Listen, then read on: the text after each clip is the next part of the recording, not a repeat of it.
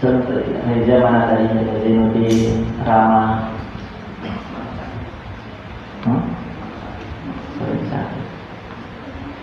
Bismillahirrahmanirrahim. Qala al-mu'allif rahimahullah wa nafa'ana bihi wa bi'amin bid-dawani amin ya rabbal alamin.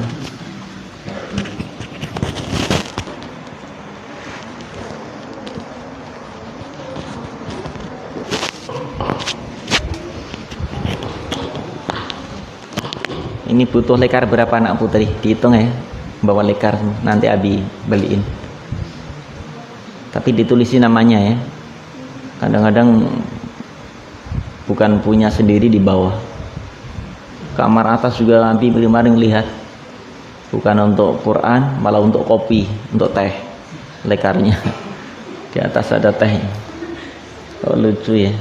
Untuk Quran. Terus di kamar-kamar juga banyak itu lekar-lekar ya. Enggak boleh dibawa ke kamar lekarnya. Sini saja. Tulisin aja nama-namanya. Dan kitabnya mana? Hadis. Ayo khut.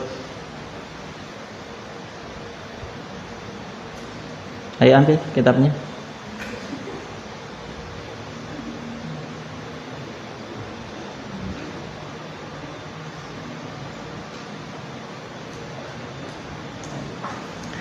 Bismillahirrahmanirrahim. Hadis ke 83 ya enggak? 84. 83 hadisnya Ainun.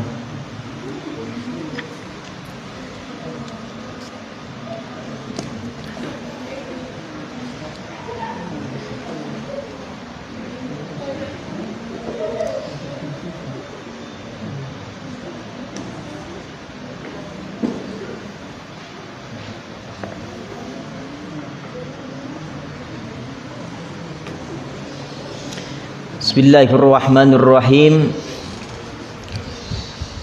Idza hadartum mautakum fa'ghmidu al-basara fa innal basara yatba'ur ruh wa qulu khaira fa innal malaikata tu'amminu ala ma yaqulu ahlul mayyit. Rawahu Ahmad an Shaddad bin Aus. Idza apabila hadartum,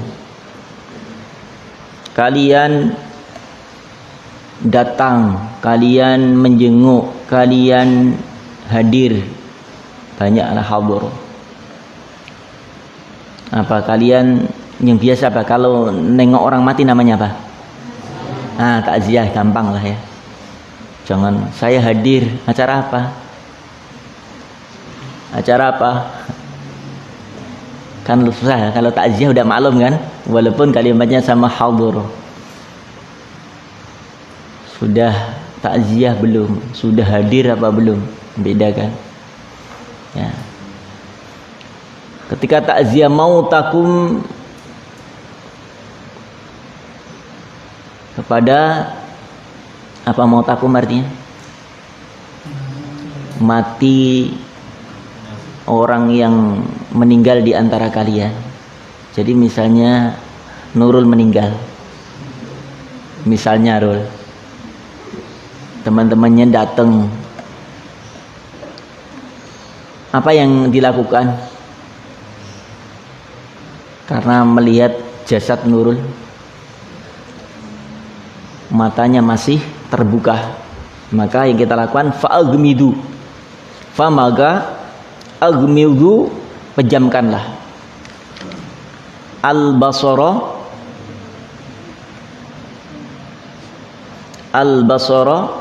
apa al-basar?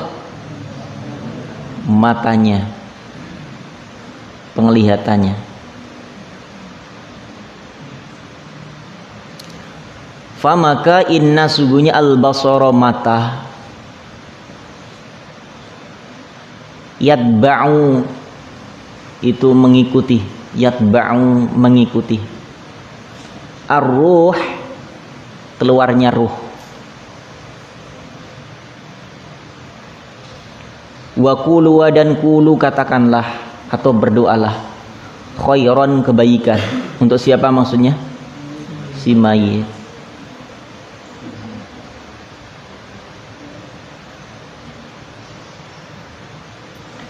Famaka inna sungguhnya al malaikata malaikat tu'amminu mengaminkan, tu'amminu mengaminkan, ala atas ma apa-apa, yaqulu yang berdoa,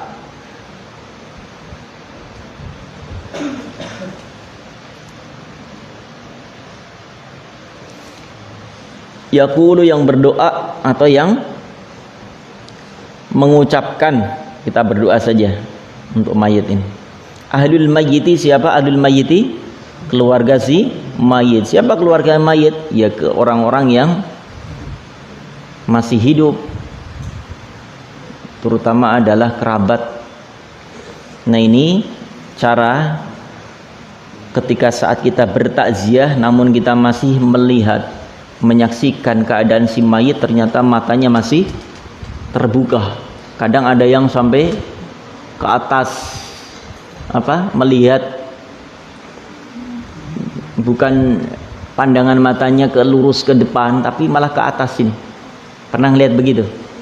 Nah, itu maka dengan membaca doa Bismillah ala millati Rasulillah sallallahu alaihi wasallam, maghfir lahu warhamhu wa'afihi wa'fu anhu, Allahumma la tahrimna ajrahu wa la taftina ba'dahu waghfir lana wa lahu, Allahumma anqilhu min dhaikil qabri wal hud ila jannatika jannatil khulud wa dhillim mamdud wa ma'im maskub wa fakihatin katsira la maqtu'atin wa la mamnu'ah wa furushim marfu'ah ma'al ladina an'amallahu 'alaihim minan nabiyyin wasiddiqin wasyuhada wassalihin wa hasuna ulaika rafiqa, dzalikal fadlu minallah wa kafa billahi. Nah, itu hafal doanya? Diulang coba. Ya, kalau nggak hafal bahasa Indonesia. Ya Allah, dengan namamu, dengan keagunganmu,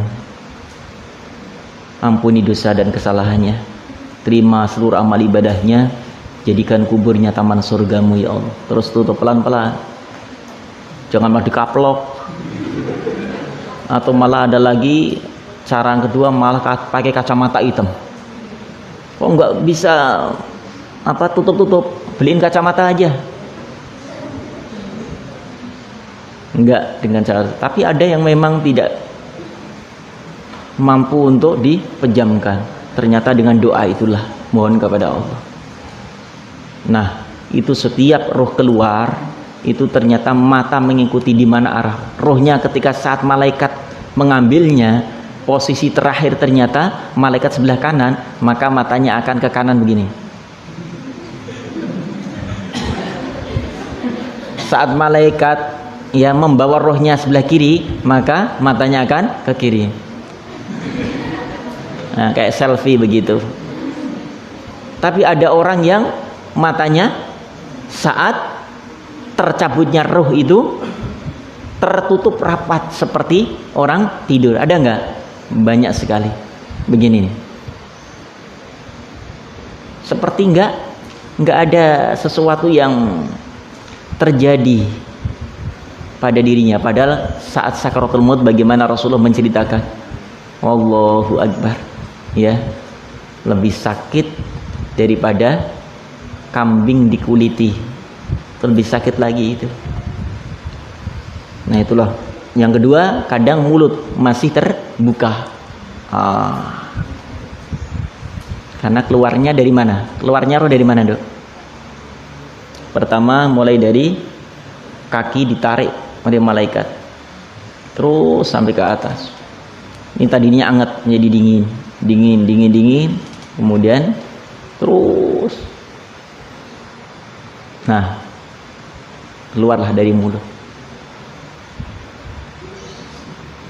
Makanya ketika saat tercabutnya ruh, paling banyak mulutnya terbuka, nggak ada begini, berarti rohnya masih di dalam, melendung, nggak bisa keluar. Mau lewat sini gimana? Lewat sini. Itu pernah Nabi Musa, ya, pernah didatengin malaikat Israel. Ketika saat ingin diambil ruhnya itu, Nabi Musa dalam satu riwayat itu beliau protes, kamu mau mengambil roh saya dari mana? Dari kaki katanya. Nggak bisa, kaki ini selalu saya untuk melangkah dalam dakwah di jalan Allah. Ya udah, lewat tangan deh, tangan ini selalu aku untuk membantu dan menolong sesama. Bahkan dari tangan inilah umat bisa terbantu. Dari mulut nggak bisa, mulut ini selalu untuk berzikir kepada Allah Subhanahu wa ta'ala. Akhirnya bingung, nah gimana caranya? Akhirnya ngambillah satu buah yang aromanya wangi, kemudian disuruh mencium oleh Nabi itu, mencium saja dicium, lalu ruh pisah dengan jasad. Nah nanti maunya aroma apa nduk? Maunya anak-anak aroma jeruk apa aroma nah ini diantaranya para nabi ya, ketika saat diambilnya ruh itu juga merasakan sebagaimana Nabi Musa, walaupun begitu nikmatnya kewafatan beliau saat Mi'raj bertemu dan berjumpa dengan Rasulullah, dan menceritakan tentang bagaimana dahsyatnya guncangan sakaratul maut. Makanya ketika saat kita doa akhir, setiap doa kita apa doanya? Allahumma hawwin alaina fi sakaratil maut. Ya Rabb, mudahkan kami dalam menghadapi guncangan sakaratul maut. Wan najata minan nar wal afa indal hisab. Karena apa? Semua akan mengalami peristiwa itu, akan terjadi kepada siapa saja. Bahkan mungkin bapak ibu kita sudah ya, ada yang sudah mengalami itu. Ada kan ibunya sudah meninggal, bapaknya. Baru kemarin Zainuddin ibunya juga meninggal. Bapaknya siapa? Mahdi sudah meninggal ya, wafat ya. Maka anak-anak ya tolong usahakan ketika selesai doa membaca apa? Surat Al-Fatihah minimal sekali untuk orang tua kita. Ya jangan pernah enggak. Nah kalau Abi sudah punya anak, itu Fatihahnya justru tambah, tidak hanya untuk ke atas orang tua kita, guru-guru kita, tapi untuk anak-anak kita. Ya, ke atas dapat, ke bawah pun dapat. Ruhi wa jasadi, yang masih hidup sebut yang jasadnya. Ruhi wa jasadi ummi wa abi. Al-Fatihah. Kalau sudah meninggal ruhi saja. Dan ruhi markonah. Al-Fatihah. Nah, ya Allah ampuni ibu kami, rahmati beliau, sayangi beliau, sambil bayangkan kebaikan beliau. Insyaallah doa itu akan menjadi keberkahan hidup kita, keberkahan ilmu kita. Lalu yang kedua, ketika saat masih melihat mulutnya, maka mulutnya pun dikatupkan, disatukan. Tapi kalau memang tidak bisa dengan tangan, maka dengan kain atau dengan apa? Kerudung. Atau kalau ada orang itu biasa pakai sorban, pakai sorban. Nah, diikatkan. Tadinya nggak begini nih. Ya paham? Ya, nggak usah pakai staples. Susah pakai staples. Ya, cukup pakai sorban atau pakai kerudung nih, kerudung yang cakep kerudungnya ini. Ya, yang nggak pakai kerudung ini nggak usah dipakai kan. Ya, ada pakai, jangan disumbat pakai apa-apa, apalagi pakai balon, malah melendung. Ya Allah. Nah itu aturannya seperti itu. Ya, segera tutup, kemudian dikatupkan itu dengan sorban atau dengan kain seperti itu, dengan mendoakan, dan tidak boleh membicarakan aib atau keburukannya. Maka hendaknya ketika saat memandikan pun begitu ya Dok. Yang memandikan kalau bisa orang yang terdekat, jangan orang lain. Kalau bisa Nurul, yang mandikan anaknya nanti. Ya, anaknya misalnya namanya Doni. Ya, kok perempuan, kok laki-laki? Oh enggak, ya ambil aja yang perempuan. Siapa? Dina misalnya. Din, ibu meninggal sekarang. Jadi Dina nanti yang memandikan. Itu pun harus ada Ya praktek dalam ilmu fikih nanti bagaimana cara memandikannya, apa yang harus bersamakan dengan air itu. Ada daun pidara, ada kapur barus, ada wewangian, sabun lah. Kemudian akhir daripada memandikan hendaknya diwudukan, seperti saat kita mau sholat atau ketika saat mau kita membaca Al-Quran. Jadi saat menghadap Allah dalam keadaan berwudu. Nah saat itulah yang bukan mahram maka nggak boleh menyentuh setelah diwudukan. Jangan sampai kemudian ternyata datang ada mantannya Nurul. Ya Allah dek, ternyata meninggal, padahal kemarin kau belum meninggal. Kemudian tiba-tiba menyentuh tubuh Nurul, maka batal. Terus gimana caranya? Diwuduin lagi Nurul. Siapa mewudukan? Dina. Gimana cara mewudukan? Seperti mewudukan saat sehat, saat hidup. Nggak ada potongan. Wudunya muka aja deh, udah mati kok. Tetap tata tertib protokol wudu tetap berlaku. Yang niat siapa? Nurul bukan? Udah mati kok.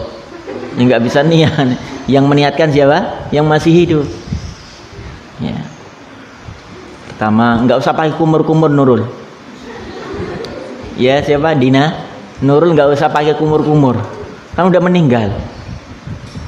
Malah pakai kumur-kumur, kemudian airnya keluar malah kaget. Yang membutuhkan kaget nantinya.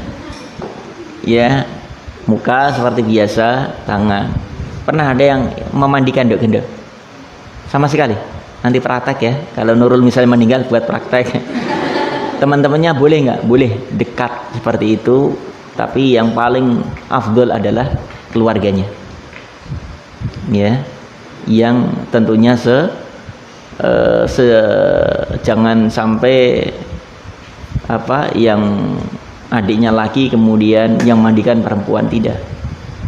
Ya, kalau memang laki-laki memandikan laki-laki dari keluarganya atau ahli baitnya. Yang anak putra pernah memandikan. Mahdi ketika ayah wafat ikut memandikan enggak? Masih? Umur berapa? 4 tahun. Belum tahu. Nangis waktu itu. Kalau kesini tak kasih permen. Iya, 4 tahun Mahdi ditinggal wafat. Kalau Abi alhamdulillah ikut. Bahkan lebih utama, lebih bagus kita yang memandikan, kemudian kita yang mengkafankan, kita yang menyolatkan. Mimpin sholat itu bukan kiai, bukan ustaz. Lebih baik adalah putranya. Paham dong? Bahkan kemarin di beberapa jamaah kita juga disuruh, ayo pagi silakan pimpin. Tak panggil keluarganya. Nah, ada anak laki-laki enggak? Ada Pak. Iya, mana? Panggil. Kemarin yang terakhir itu di Pesona Kayangan, Mas Alam, ya. Kita tahu walaupun nggak bisa mungkin alimnya atau ilmunya tidak sebanyak kiai atau para ustadz, tapi lebih utama. Yang penting tahu syarat rukunnya sholat mayit. Tapi harus dikasih tahu dulu. Jangan sampai nanti ketika saat sholat mayit jadi imam ada ruku ada sujud.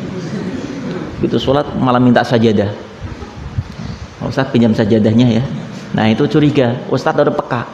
Kok pinjam sajadah untuk apa ya? Jangan-jangan ruku bener ruku. Ada sujud ada ruku. Nah kasih tahu dulu. Bisa mas? Tanya terus terang. Bisa caranya? Misalnya belum, jangan sok tahu. Udah Ustadz katanya. Ya harus kasih tahu. Takbir berapa? 4 kali. Nawaitul usolli ala hadal mayyiti kalau laki-laki. Kalau perempuan hadihil mayyitati, mayyitah. Arba takbiratin fardhu kifayatin billahi ta'ala. Allahu akbar. Baca apa Dok? Iftitah, enggak usah iftitah kelamaan.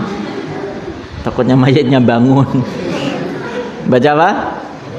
Al-Fatihah. Takbir lagi. Allahu akbar. Baca apa?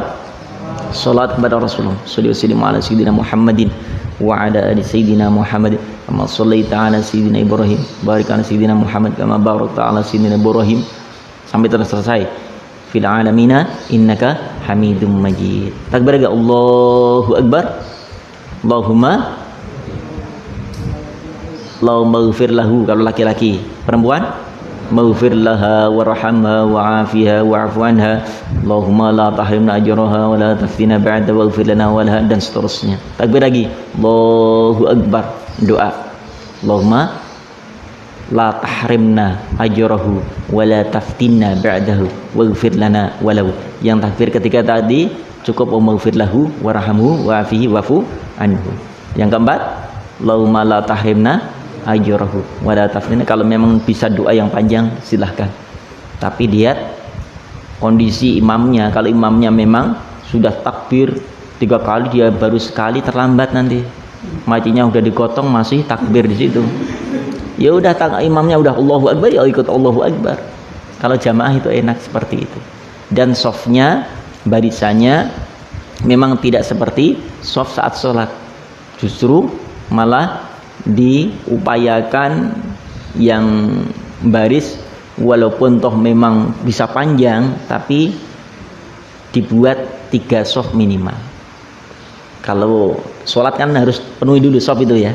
Kalau mayit enggak, masjidnya kan besar misalnya, jangan panjang tapi cuma 1 dari ujung selatan sampai utara, cuma 1 soft. Mayitnya juga 1 gitu kan. Nah itu utamakan nyari posisi dibuat 3 soft, misalnya jumlahnya 100 ya kan, masjidnya gede, jangan cuma 1 soft. Nah tapi kalau sholat fardu utamakan 1 soft sudah sempurna, baru bikin soft kedua. Tapi sholat mayit enggak, diutamakan ada soft berikutnya. Paham Dok? Posisi mayit di mana laki-laki saat menyolatkan? Pernah nyolatin mayit Ustadz Nofal? Di mana posisinya Ustadz? Laki-laki ya. Kalau perempuan lambung ya, seperti itu. Kemudian setelah prosesi itu tidak lama-lama ya Dok, ketika meninggalnya, misalnya Nurul ya, meninggalnya pagi, jangan nunggu sampai teman-temannya dari pesantren Binal Ummah kemudian yang belum datang siapa ini, Ismi. Nggak usah nunggu Ismi, kelamaan ya kan. Yang penting ada keluarga sudah cukup, kemudian segera dikuburkan. Karena pesan Rasulullah ada ya 3 hal yang harus disegerakan, yaitu ketika seorang yang sudah dewasa, sudah berumur, segera nikahkan. Kemudian orang yang sudah meninggal maka segera kuburkan, jangan nunggu lama-lama. Karena mayit itu ada kerinduan yang luar biasa. Karena si mayit itu ketika saat hidupnya dalam kesolehan, dalam kebaikan, dia segerakan aku pertemukan dengan Rabbku ya, jangan malah nunggu 1 hari apalagi 2 hari ya, itu dimakruhkan. Bahkan kalau tidak ada alasan yang dibenarkan syariat, maka malah itu haram. Ada kan sebagian daerah seperti itu, malah ditaruh di kamar ya, di Papua atau di mana itu. Nanti lihat, karena apa ya, tidak beragama Islam. Islam itu indah sekali ya. Jadi di sana itu diawetkan di kamar gitu. Kalau makan, waktu makan ya diajak makan, diajak ngobrol, siapin kopi ya Allah. Baik, paham ya Dok? Nah ini semua akan mempraktekkan ya, siapa nanti yang meninggal duluan ya, insya Allah teman-temannya bisa untuk memandikan, mensolatkan, mengkafankan. Siapa wajah-wajah ini yang duluan, siapa kira-kira? Coba saling tatap. Insya Allah panjang umur semua, 300 tahun saja. Kasihan kan, yang lain sudah meninggal, dia hidup sendirian, lontang-lantung di dunia. Bi Umar sudah tutup. Baik, bismillahirrahmanirrahim. Lalu berdoa ya, doain. Karena apa? Doanya akan diaminkan para malaikat. Alaihi wasallam, idza apabila hakama, menghakimi, memberikan keputusan,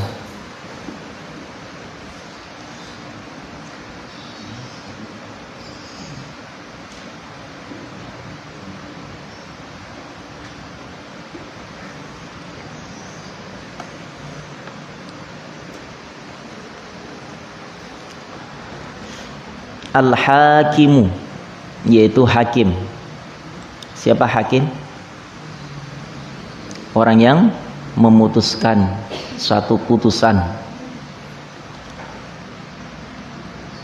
Fajtahid famaka ijtahada.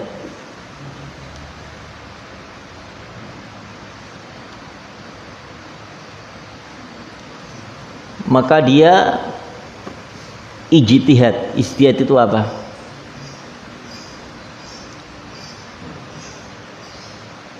Pertama ijtihad itu ada ihtiyat, hati-hati. Kemudian ijtihad itu dengan mendalami hukum-hukum, misalnya dalam Al-Quran, dalam hadis, ada enggak ya yang menjadi landasan untuk menghukumi, mengadili perkara ini. Pernah suatu saat sahabat Rasulullah yang diutus untuk ke Yaman, namanya siapa? Jabal bin Mu'ad. Ya, ada lagi siapa namanya? Satu lagi siapa? Siapa Ustaz? Iya, Abu Musa. Itu Rasulullah tanya, bagaimana nanti ketika engkau akan menghukumi suatu perkara di sana nanti? Tentunya dengan Al-Quran dan hadis. Gimana kalau engkau enggak temukan dalam Quran dan hadis? Maka aku akan berijtihad sesuai dengan kemampuan yang aku miliki ya Rasulullah. Nah seperti itu. Dan ijtihad itu apa? Mencari suatu jalan keluar terbaik dalam menyelesaikan masalah yang ketika tidak kita temukan dalam Al-Quran, yang kita tidak temukan dalam hadis. Nah kalau di sana ada ulama sih enak. Yang ketiga berarti dengan ijma, kumpulkan para ulama, termasuk salah satunya kasus sekarang COVID corona ini. Ya, ini ulama-ulama ya ada ini pada ijtihad, berupaya bagaimana untuk mengambil tindakan, apakah tetap masjid akan ditutup selamanya dengan adanya COVID ini. Nah, karena kan di Al-Quran, di dalam hadis yang mungkin peristiwanya, wabahnya sama, tapi kan kondisinya berbeda tentunya. Nah bagaimana? Nah ini tentunya ulama peran sebagai petuah umat yang memberikan menjadi rujukan, menjadi apa,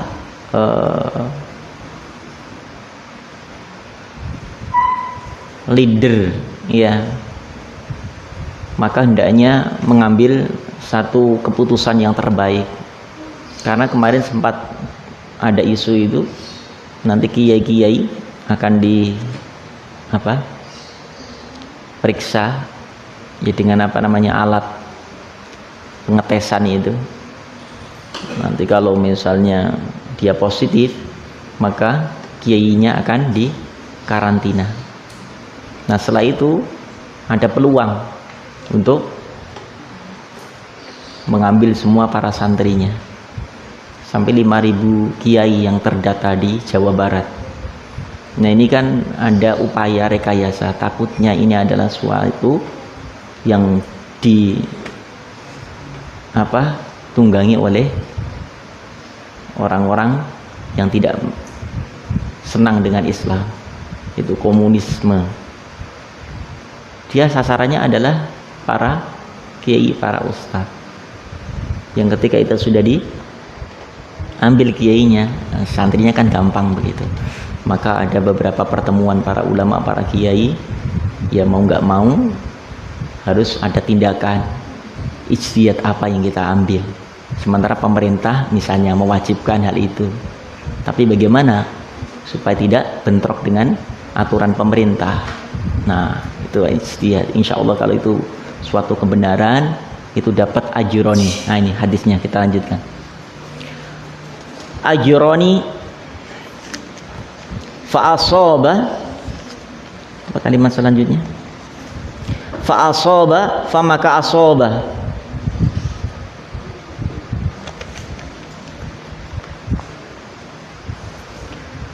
maka akan mendapatkan maka lahu kepadanya ajroni, 2 pahala.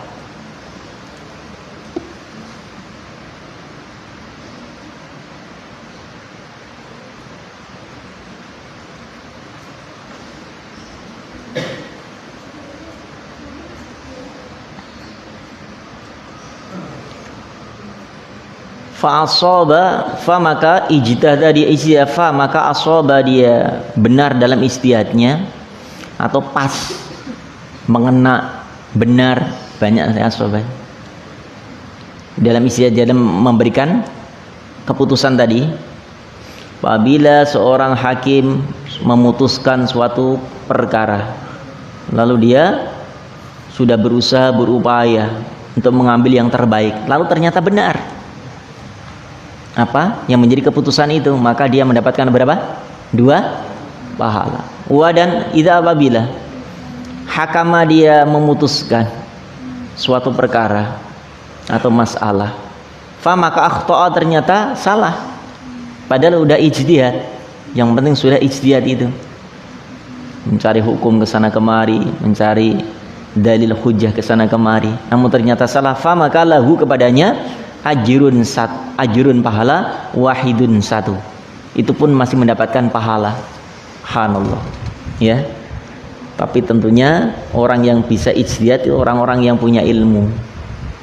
Makanya kenapa kita ada namanya madhab.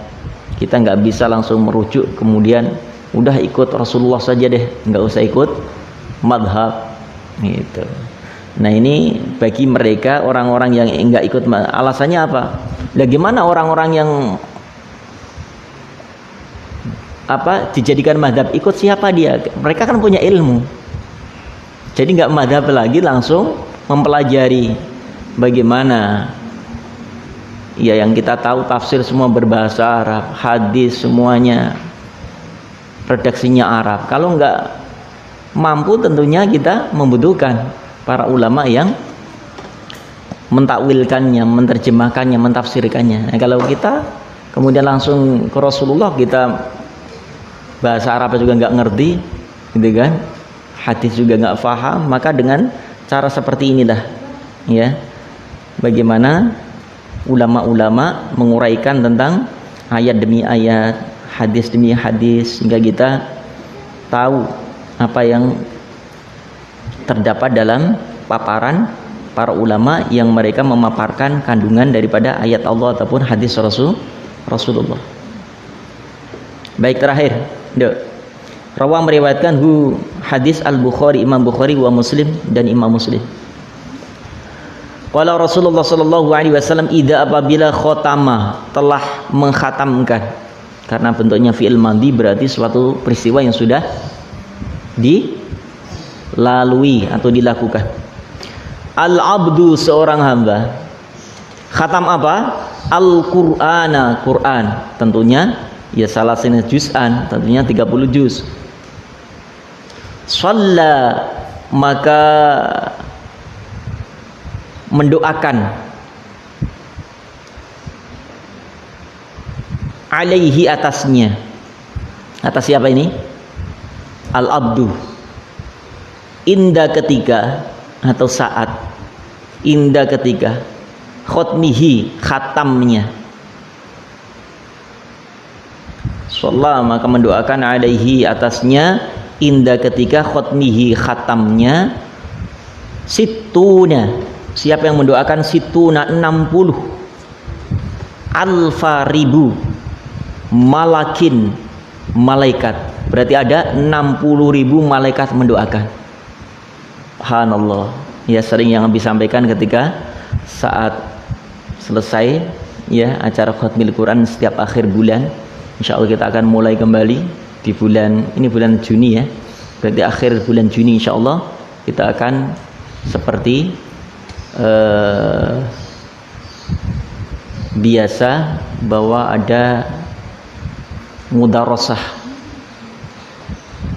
yang kita sudah bagi juz-juznya, endok-endok siapa Meli, juz 1 siapa, juz 2 siapa, supaya ada 2 kali khataman, yang putra di masjid, yang putri nanti mungkin di taman ya, kita siapkan mulai dari pagi sampai sore atau malam ya. Biasanya apa?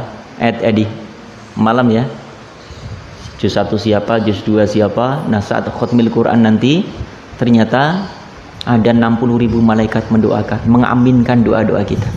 Sampai seperti itu keutamaan kemuliaan orang yang baca Al-Quran ya.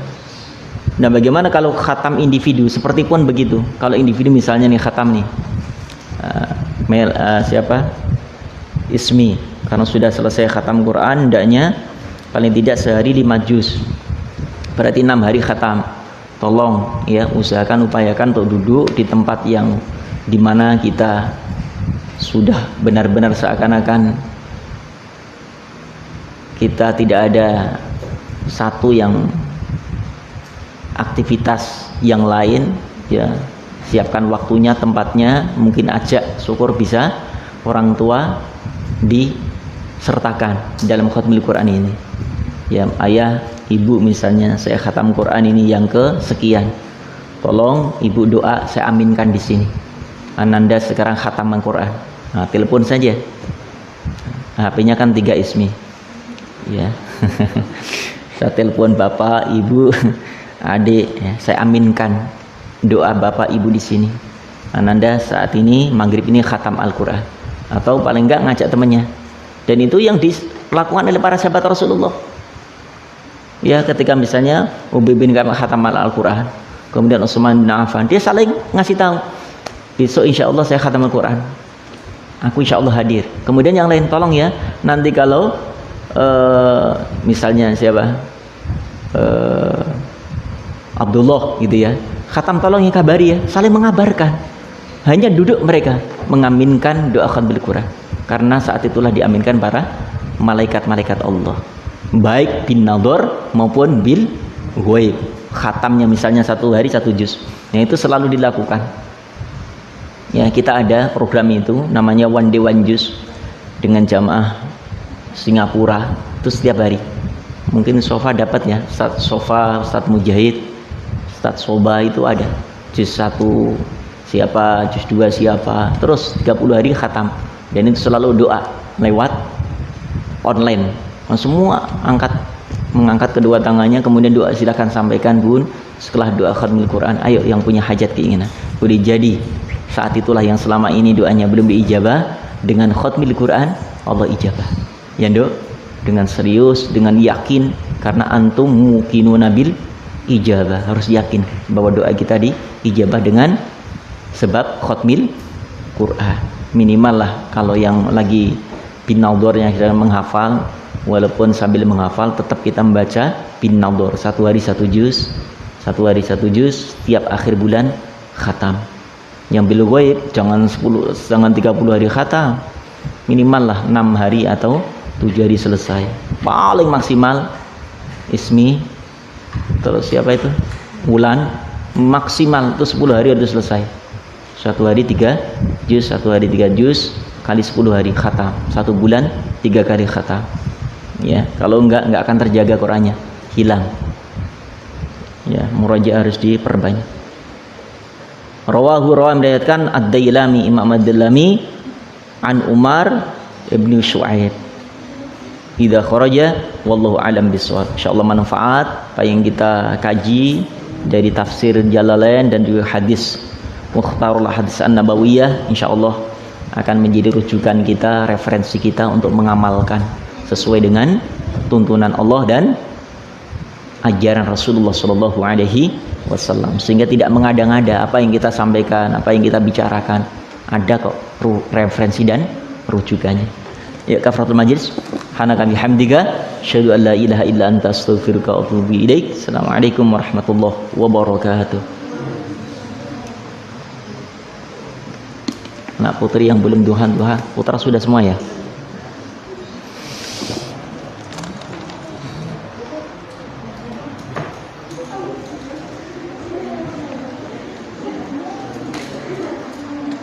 Yang putra silakan, kalau mau kembali ke tempat.